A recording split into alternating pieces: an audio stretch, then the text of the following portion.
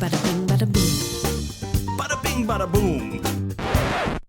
Toulouse, 50 progrès, la séquence des intox avec les élus Toulouse Vert Demain. Aujourd'hui, on parle d'urbanisme. Écoutez bien, respectez l'identité toulousaine. La densité modérée, le bon projet au bon endroit qui respecte l'identité de chaque quartier. C'est pas une belle lapalissade, ça?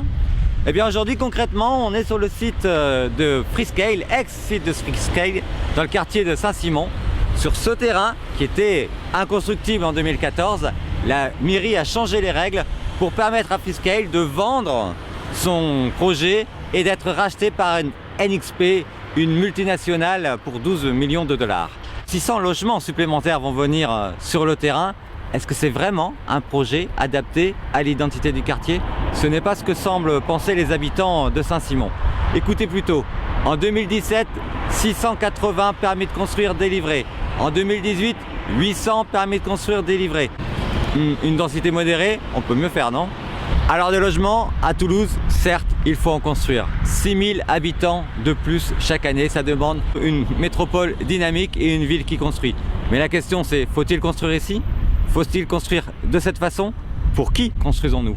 Eh bien, à la ville de Toulouse, on voit sur un certain nombre de sites, le site de la Grave par exemple, il y aura des appartements de luxe, le site de la Tour Occitanie, dans le cadre du projet TESO, d'autres actes privés comme Guillaumet. On voit que la ville choisit ses opérateurs fonciers, mais ne choisit pas pour tout le monde les meilleurs projets adaptés à l'identité du quartier. Donc cette forme de densité modérée, non, franchement, ce n'est pas un progrès. Par les décisions qui ont été prises ces dernières années, l'essentiel du développement de la métropole va se concentrer sur la ville-centre.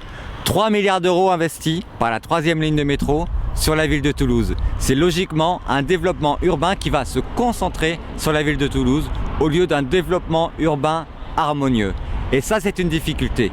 En 2020, il faudra revoir toutes les règles d'urbanisme pour s'adapter à la 3e ligne du métro. Il y aura peut-être un réveil difficile pour les Toulousains. La 3e ligne du métro, ce n'est pas qu'un corridor de mobilité, c'est un pari urbain. Les Toulousains l'ont-ils choisi? Bada bing, bada boom. Bada bing, bada boom. Bada bing, bada boom.